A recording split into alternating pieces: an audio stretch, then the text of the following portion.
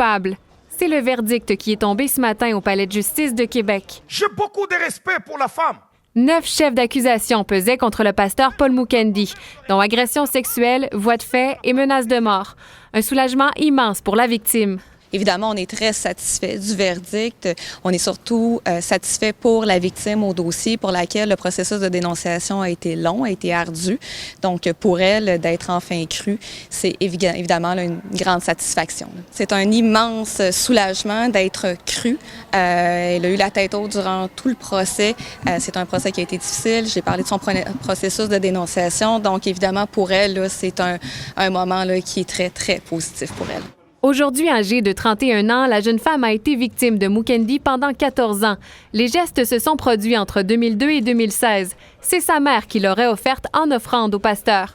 Les premières agressions sexuelles ont débuté lorsqu'elle était mineure.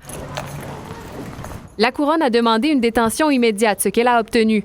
Paul Mukendi a donc quitté le palais de justice cet après-midi, menottes au poignet. Donc, compte tenu des verdicts de culpabilité qui ont été rendus, nous estimions que l'ensemble des circonstances, particulièrement le dernier événement qui avait été reproché à M. l'accusé et l'ensemble des circonstances des infractions faisaient en sorte que la détention immédiate s'imposait pour ne pas miner la crédibilité du système de justice. Paul Mukendi reviendra en cours à la fin de l'été pour connaître sa peine. Pour le chef numéro 2, qui est d'exploitation sexuelle, il y a une peine minimale et évidemment, il y aura une peine globale d'imposer pour l'ensemble des 9 chefs d'accusation, qui sera certainement là, une peine de détention de longue durée qui sera recommandée par le poursuivant au juge. Rappelons que les jurés étaient séquestrés depuis le 25 juin dernier, sans savoir que d'autres femmes ont aussi affirmé avoir été victimes d'abus sexuels de la part de l'accusé. Pascal Robitaille, TVA Nouvelles, à Québec.